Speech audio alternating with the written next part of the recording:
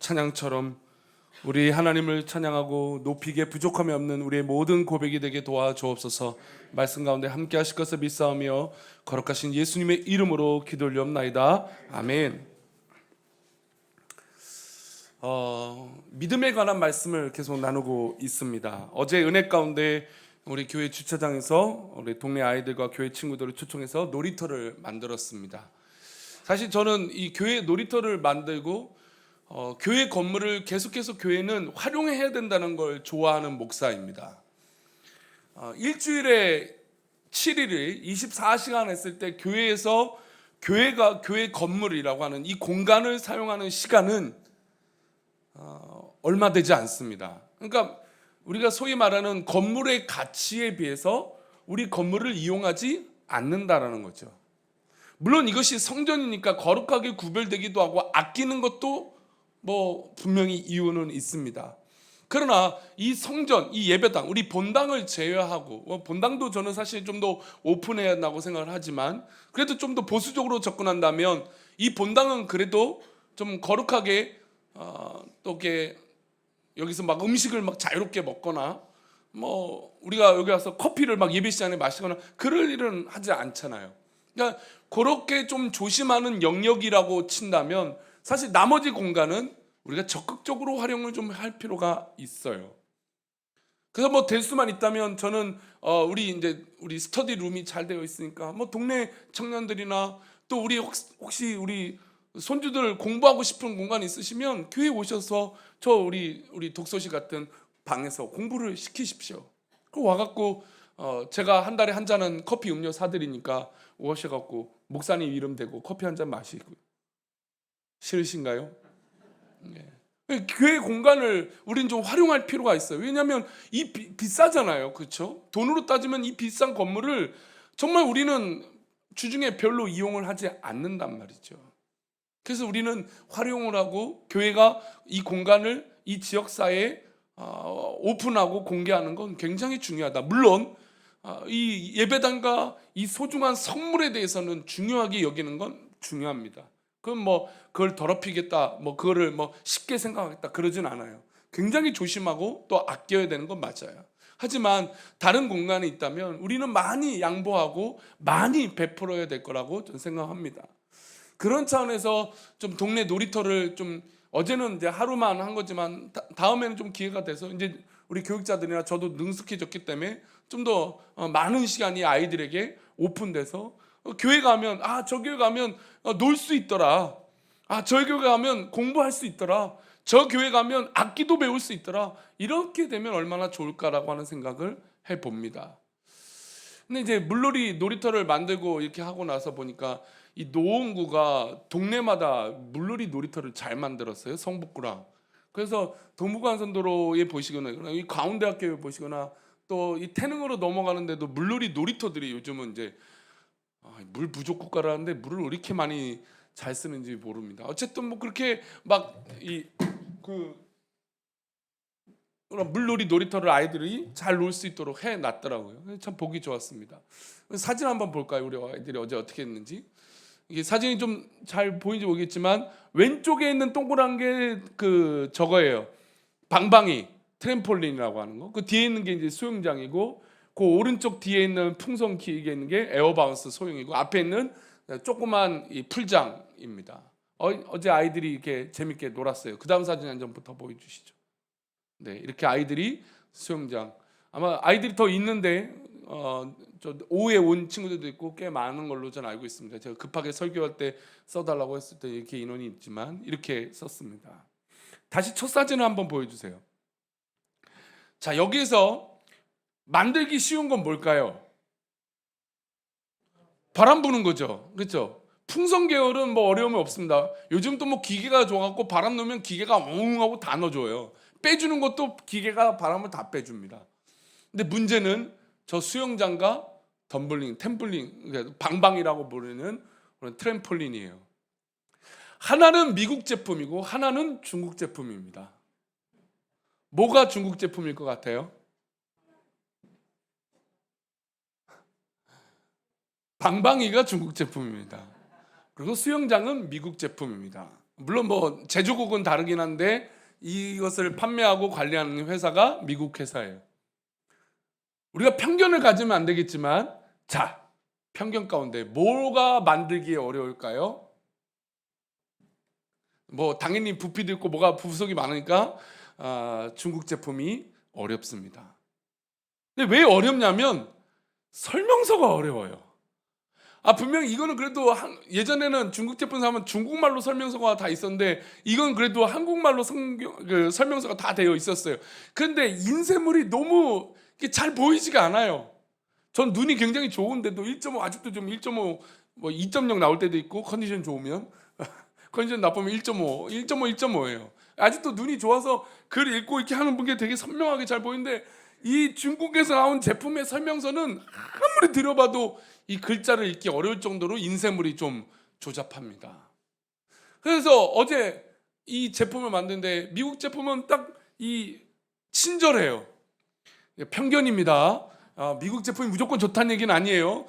오늘 좀 설교 이해를 돕기 위해서 좀 일방적으로 좀 편견을 갖고 와야겠습니다. 근데 저 수영장도요 사실은 어려워요. 왜냐하면 봉의 순서가 있습니다. 이 기다란 테두리고 있는데 저게 순서대로 안 되면 조립이 안 돼요. 그래서 실제로 저것을 만들 때 순서대로 만들지 못해서 다시 뺐다 꼈다를 2번인가 3번을 했어요. 그리고 만들었어요. 근데 재밌는 건 저 수영장에는 봉에 스티커가 있어요. 이게 1번인지 이게 2번인지 쓰여져 있는데 만드는 사람이 그걸 무시하고 만들어서 2-3번 착각했어요. 그런데 편견을 갖고 있는 중국 제품은 아무리 설명서대로 만들려고 해도 시행착오가 있는 거죠. 그래서 몇 번을 뺐다 꼈다가 꼽았다 말았다가 해요. 근데 이제 어제 이것을 정리하는데 저것을 만들 때 어제 한 금요일날 한 3시간? 한 4시간? 3시간 그 땡볕에 만들었어요. 교육자 우리들하고 다 같이 만드는데 해체할 때는 저 만드는 거 비하면 10분의 1도 안 걸렸던 것 같아요. 1시간도 안 걸렸어요. 해체하는 건. 조립하는 건 뭐 3시간, 4시간 걸려도. 아니까 그렇게 되더라고요. 오늘 우리가 계속해서 믿음에 대해서 얘기하고 있는 건 이 많은 이해하는 것과 아는 것에 대한 이야기예요. 우리가 믿음이 더 굳건해지려면 뭐에 대해서 확실한 이해가 있어야 되냐면 하나님에 대해서 확실한 이해가 있어야 되는 거예요. 아무리 저렇게 좋은 제품이 있어도 잘 모르면요 시행착오를 겪어요. 이것도 해보고 저것도 해보고 저렇게도 해보고 저렇게 뭐 이렇게도 해요. 그러나 그렇게 목표라도 달성하면 다행이지만 인간은 포기하기 마련이고 무관심해지기 마련이라는 것이죠. 그래서 우리가 믿음이라고 하는 삶을 살고 있는데 이 믿음의 삶에서 하나님을 이해하지 못한다? 그럼 어떻게 보면 그 믿음을 다시 한번 생각해 봐야 되는 것입니다. 말씀드린 대로 설명서를 읽고 이해하는 것은 정말 중요합니다. 왜냐하면 똑같은 실수를 반복하지 않기 때문이에요. 믿음에 있어서 하나님을 이해한다는 건 중요한데 그러면 그 하나님을 이해하는 것은 어디에 있을까요? 성도님들, 하나님을 이해하는 건 어디에 있을까요? 옆에 있는 성도에게 있을까요? 이 목사에게 있을까요? 물론 뭐 그럴 수도 있습니다. 하나님의 자연적인 섭리와 일반적인 계시로 우리 이웃과 우리 가족과 우리 뭐 사업터와 직장을 통해서도 하나님 말씀을 이해할 수는 있어요. 그러나 하나님께서 우리에게 특별한 계시로 우리에게 알려주신 것이 있습니다. 하나님에 대해서 바로 성경인 것이죠. 실제로요 예수님이 이 땅에 3년 반 동안 3년 반이라고 하는 시간 동안 제자들과 함께 하셨어요. 그러면 제자들이 3년 반 동안 함께 했으니까 누구에 대해서 잘 알까요? 예수님에 대해서 잘 알아야 되잖아요. 그렇죠? 누구보다 이들은 예수님을 잘 안다라고 할 수 있는 사람들이에요. 그런데 그 사람들이 예수님이 잡혔을 때 어떻게 됐습니까? 도망갔어요. 예수님을 아느냐 물었을 때 예수님을 저주하고 부인했어요. 수제자가. 그렇다면 예수님에 대해서 진짜 잘 알고 있는 것일까요? 잘 모르고 행동한 것이죠. 그래서 우리는 이 성경, 이렇게 66권이라고 하는 이 귀한 성경이 우리 앞에 있다는 건 굉장히 놀라웠고 축복이에요. 그래서 이 성경을 읽고 우리가 믿음이 흔들리지 않고 바르게 신앙생활을 할 수 있다는 건 놀라운 은혜입니다. 먼저 사실 오늘은 좀 신명기 말씀까지 다 보려고 했는데 오늘은 이사야 말씀 한번 좀 보고자 해요. 하나님이 성경을 통해서 내가 누구다라고 하는 구절들이 상당히 많아요. 물론 성경에는 사건과 인물과 또 어떻게 사역했는지 어떻게 봉사했는지 나와 있는 게 성경입니다. 그런데 그것을 제어하고 곳곳에서 나는 누구이다, 하나님은 어떤 사람, 어떤 존재다, 하나님은 나는 어떤 역할을 하고 있다라고 하는 이 설명의 구절들이 굉장히 많습니다. 대표적으로 이사야 1장 2절 말씀이요. 한번 읽어볼까요? 다시 한번 읽어봅니다. 시작.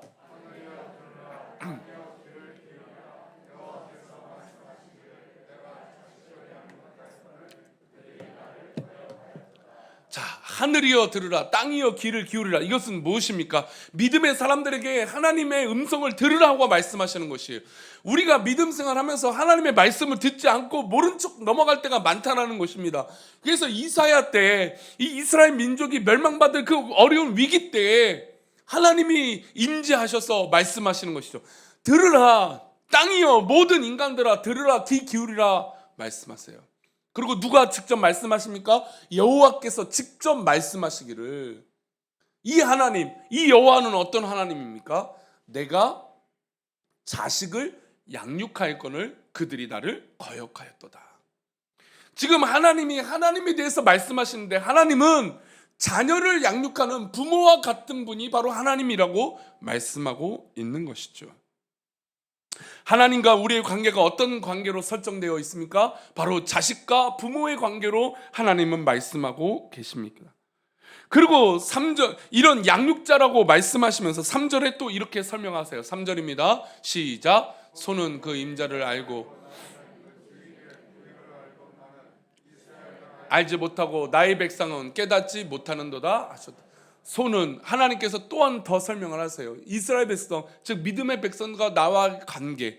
지금 이 사람들은 불신자를 얘기하는 것이 아니에요. 믿음의 사람들, 하나님의 선민들에 대해서 이야기하시는 것이죠. 근데 그 사람들이 어떤 관계냐? 지금 첫 번째는 양육자의 관계라고 얘기하셨어요. 두 번째는 소는 그 임자를 알고 나귀는 그 주인의 구유를 알건말은 알지만 누구는 알지 못한다고요?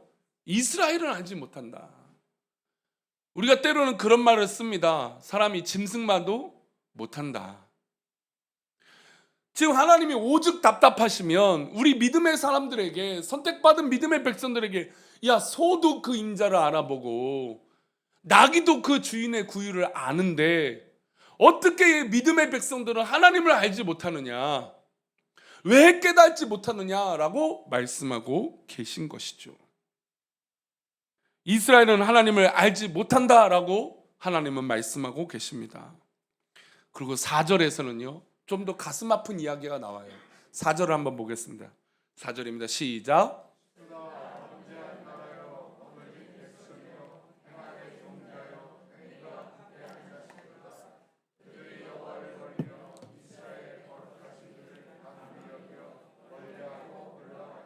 자, 하나님께서 하나님에 대해서 설명하시면서 이스라엘의 이 슬픈 모습을 얘기하세요.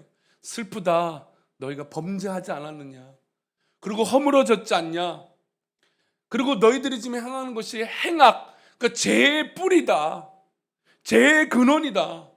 그리고 너희들은 부패한 자식이다. 그래서 누구를 버렸습니까? 하나님을 버렸다라는 것이에요. 하나님이 우리를 버리신 것이 아니라 우리가 하나님을 버렸다라고 말씀하고 있는 것이죠. 그리고 이스라엘의 거룩하신 일을 너무나 가볍게 쉽게 여겼다라는 것입니다. 제가 지난주 서천에 갔다 오면서 한 원로 목사님, 한 어르신 목사님을 뵀습니다. 이분이 노년에 책을 한 권 쓰시면서 평생의 목회를 하면서 느꼈던 것이 딱 한 가지가 있는데 그것을 집약을 했대요. 그 책에서. 그 내용이 뭡니까? 라고 제가 물었습니다. 그 내용이 뭐냐면 그것이에요. 한국 교회가 믿음과 구원은 강조했는데 그 이유가 없어 이렇게 된 것이다 라고 말씀하세요. 그러니까 하나님의 자녀가 되고 그 은혜를 받았는데 그 이후에 하나님을 계속 잊어버렸기 때문이라는 것이에요.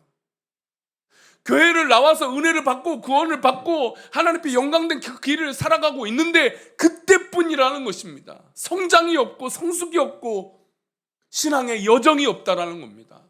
신앙의 여정이라는 건 우리가 결국 어디에 이르기까지입니까? 성화에 이르기까지 하나님 앞에 거룩해지도록 열심히 하나님 앞에 살아가야 돼요.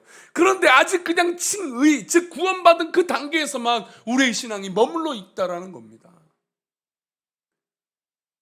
그러니 하나님께서 이스라엘 백성들을 잘 선택하셔서 이렇게 선민 백성으로 인도하고 계시는데, 이스라엘 백성들은 그것을 잊어버리고 심지어 페루나처럼 죄악의 근원이 되고 부모를 버리는 그런 행위를 이들이 하고 있다는 것입니다.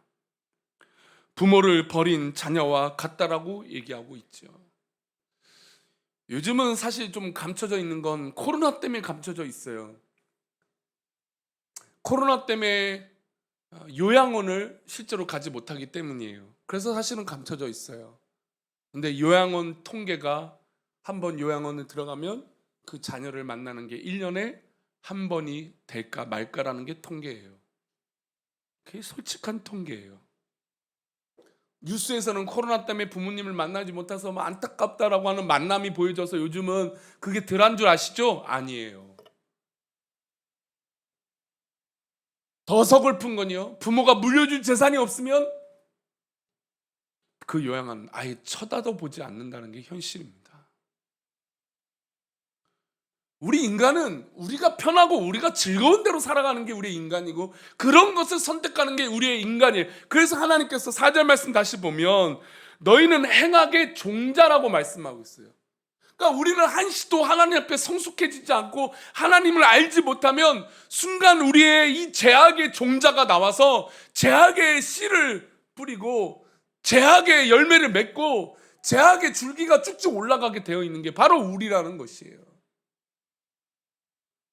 우리가 어렸을 때부터 그렇게 부패한 자녀가 되고 정말 그런 부모를 그렇게 괴롭게 하는 자녀가 될 거라고 생각을 해봤습니까? 아니죠.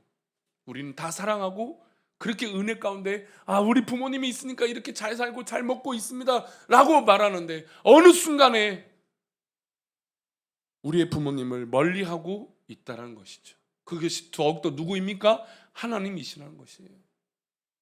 막 필요하고 구하고 급할 때는 하나님을 눈물로 막 찾아요. 그런데 잘 되고 편안할 때는 하나님이 어디 계신지 찾지도 않고 오히려 하나님을 더욱더 멀리할 때가 있다는 거예요. 도움을 받을 때는 하나님 감사합니다, 은혜 가운데 산다라고 고백하는데 어느 순간 돌아서면 이것은 다 내 능력이야, 다 내가 이룬 것이야, 내가 잘했기 때문에 이런 일이 일어난 거야 라고 착각하며 우리의 삶을 영위할 때가 있다는 것이죠. 그래서 5절 말씀은 이 하나님의 안타까운 속상한 마음을 알 수가 있어요. 우리 5절 말씀 읽어봅니다. 시작. 너희가 어찌하여 매를 더 맞으려고 패역을 거듭하느냐. 온 머리는 병들었고 온 마음은 피곤하였으며. 저는 이 부분을 우리 부모님들, 우리 할아버지 할머니들이, 우리 손주를 두고 있는 부모님들, 할머니 할아버지들이 좀 고민을 좀 해봤으면 좋겠어요. 저도 동의합니다. 저희 가정에는 아직 아이가 없으니까 꽃으로도 아이를 때리지 말라, 저는 정말 동의합니다. 그런데 이 아이가 버릇이 없어지는 것이 한도가 선을 넘어가고 있어요. 이 아이가 죄 짓는 습관이 도를 넘어가고 있어요. 그런데도 그것을 방관하고 있다면 그것은 진짜 양육자의 부모의 마음은 아닐 거라고 저는 봅니다. 하나님께서 얼마나 속상했냐면 매를 때렸는데 이 아이가, 이 이스라엘 백성들이 변화되지 않는 것이에요. 그래서 지켜보고 계시는데 이 이스라엘 민족이 더 매를 맞으려고 더 죄를 짓고 있는 것이에요. 어떻게 보면 하나님이 지금 우리 부모님 세대들과 똑같은 것은 아닌가, 그런 마음이 또한 듭니다. 자녀들을 보니까 머리가 병들었어요. 얼마나 요즘 현대 아이들과 똑같습니까? 머리가 병들었어요. 육체는 얼마나 건강해지고 얼마나 먹고 잘 사는 사회가 됐는데 머리가 병들었고 마음이 병들었어요. 지금 한국 사회가 그렇게 되지 않았습니까? 우리나라의 출산율이요, 전 세계 거의 꼴찌와 같아요. 0.84입니다. 둘이 결혼해서 한 명을 낳지 않는 시대예요. 아예 결혼을 하지 않고 TV에서는 비혼주의자, 그렇게 멋지고 좋은 집에 살면서 결혼하는 건 안 좋다 이거. 왜요? 돈을 더 벌기 위해서. 솔직하게 결혼하지 않는 이유는 지금 인기가 떨어지기 때문에 결혼하지 않는다는 게 연예인들의 대답이에요. 이건 진짜 매를 맞을 일이죠. 하나님 보시기에 정말 패역한 일이에요. 그런데 우리는 그런 위기가 없어요. 왜 위기가 없을까요? 하나님에 대해서 모르니까요. 어렸을 때 저는 이제 형하고 나이 차이가 좀 많이 나서 형이 부모님이 저에게 손을 대시거나 훈육을 하신 게 아니라 형이 훈육을 했어요. 7살 차이니까. 근데 저도 요령이 있겠죠. 어떻게 하면 혼이 나고 어떻게 하면 혼이 나지 않는 걸 알아요. 그리고 어떻게 행동하면 이제 잘 넘어갈 수 있다는 것도 알아요. 근데 어느 날은 막 너무 억울했어요. 형한테 혼나는 게 이제 그때는 좀 초등학교 나이가 조금 있었던 것 같아요. 10살 좀 넘은 것 같아요. 근데 어느 날 혼이 나는데 좀 속상했나 봐요, 마음에. 그래서 엎드려 뻗쳐를 했는지 하여튼 뭐가 막 벌을 받았어요, 형한테. 벌을 받고 이제 안방으로 들어가려고 딱 하는데 본의 아니게 문이 꽝 닫힌 거예요. 그랬더니 어떻게 됐을까요? 더 혼이 났죠. 그때는 이제 인정사정벌 꽂으면 혼이 나는 거예요. 그래서 내가 혼나면서 아니라고, 문이 저절로 세게 닫힌 거라고. 근데 솔직히 제가 손가락에 힘을 줬던 건 기억이 나요. 손가락에 살짝 힘이 더 들어가서 문을 조금 세게 닫을 마음이 있었는데 생각보다 너무 크게 닫은 거죠. 제가 혼이 나는데 또 속상하고 또 한 거예요. 근데 그런 기억이 있으면요, 혼이 난 기억이 있거나 뭔가 내가 선을 넘어가면 안 된다라고 하는 기준이 분명하게 훈육이 되어 있으면요, 그게 꼭 매를 들어서가 아니라요, 그렇게 교육이 잘 훈육되어 있으면 이거를 지나치면 혼이 나는구나, 이거를 넘어서면 매를 맞는구나 알아요. 어제도 우리 아이들이 참 재밌게 논데, 참 놀 때 보면 아이들이 분명히 보여요. 이 아이들이 가정교육을 훈육을 받았구나, 기준이 있구나. 이 아이는 좀 안타깝지만 좀 기도가 필요하구나, 목사로서 보여요. 우리가 하나님 앞에 마치 그렇다라는 거예요. 우리가 하나님을 모르니까, 하나님께서 훈육하시는 그 기준을 모르니까 우리가 그 도를 지나치고 있는 거예요. 근데 그 도를 지나치는데도 몰라요. 죄짓고 있는데도 몰라요.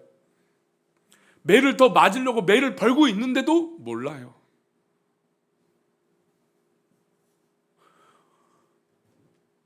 (6절을) 보면 하나님이 우리를 향한 속상한 마음이 또한 나오세요. 6절 말씀입니다. 6절 말씀 읽겠습니다. 시작.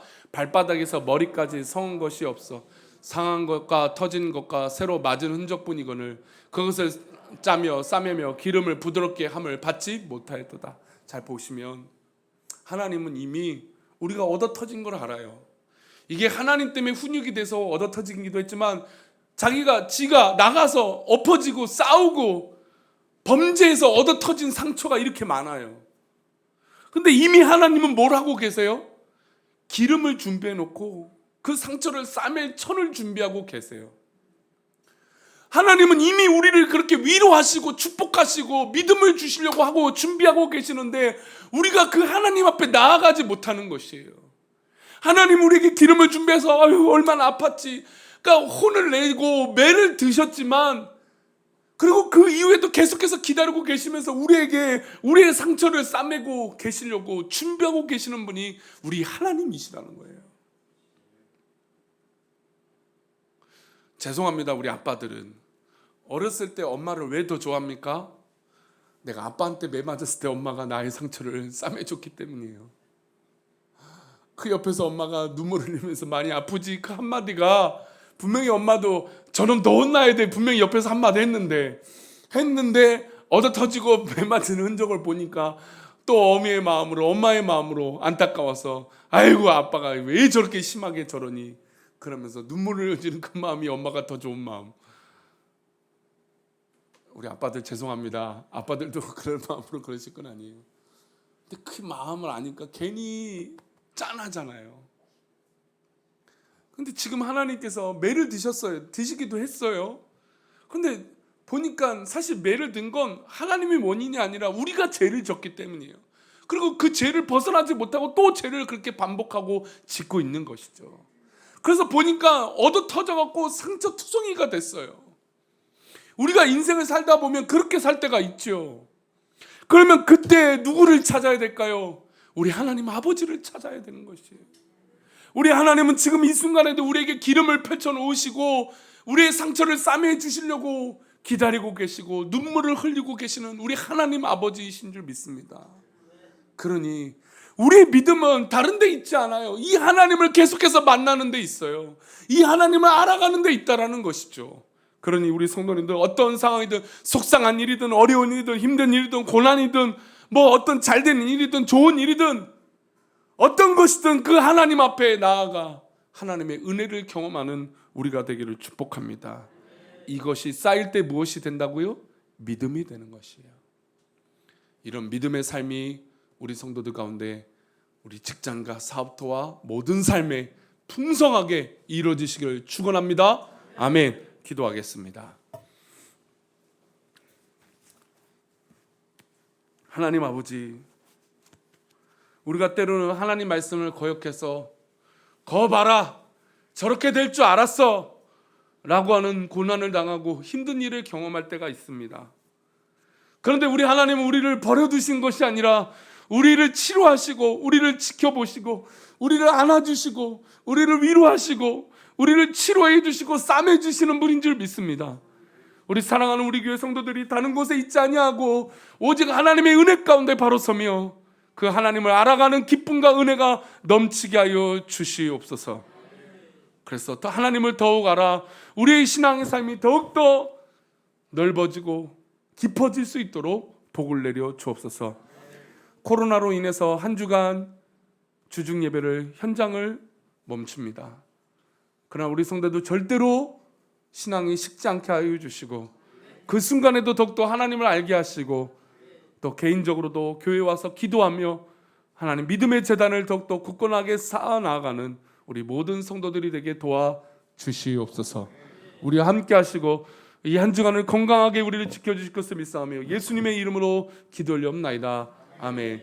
이제는 우리 주 예수 그리스도의 은혜와 아버지 하나님의 크신 사랑과 성령님의 감화 감동 위로 교통하심이 오늘 말씀을 듣고 우리가 우리 스스로 얻어 터지고 우리 스스로 넘어지고 죄악 가운데 있을지라도 우리 하나님 아버지 우리를 싸매시고 우리 하나님 아버지 우리를 사랑하시는 줄 믿사오니 그 하나님을 우리 삶 속에서 만나게 하여 주시고 그 하나님을 우리 삶과 직장과 사업터에 만나 참 위로자 되어 주시는 우리 하나님, 그 하나님을 만나고자 하는 우리 귀한 신앙의 그 고백들 위해 수술을 앞두거나 치료를 앞두거나 진료를 앞두거나 병학하여 기도하고 있는 우리 모든 성도들의 그 건강 위에 그 또한 심령과 그 마음 위에 우리의 모든 지경 위에 우리 자녀들과 모든 삶 위에 이제부터 영원까지 함께 계시기를 간절히 축원하옵나이다. 아멘.